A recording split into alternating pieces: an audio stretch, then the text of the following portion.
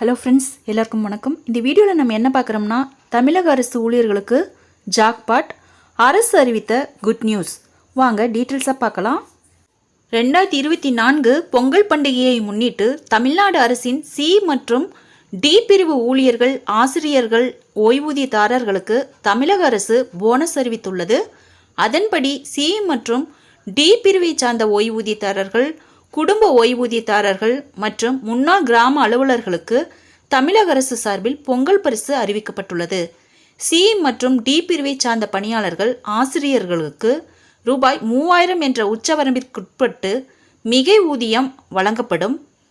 தொகுப்பூதியம், சிறப்பு காலமுறை ஊதியம் பெறும் பணியாளர்கள் மற்றும் 2022-23 நிதியாண்டில் குறைந்தபட்சம் 240 நாட்கள் அல்லது அதற்கு மேலாக பணிபுரிந்து சில்லறை செலவினத்தின் கீழ் மாத அடிப்படையில் நிர்ணயிக்கப்பட்ட ஊதியம் பெறும் முழு நேர மற்றும் பகுதி நேர பணியாளர்கள் ஆகியோருக்கு ரூபாய் 1000 சிறப்பு மிகை ஊதியம் வழங்கப்படும்.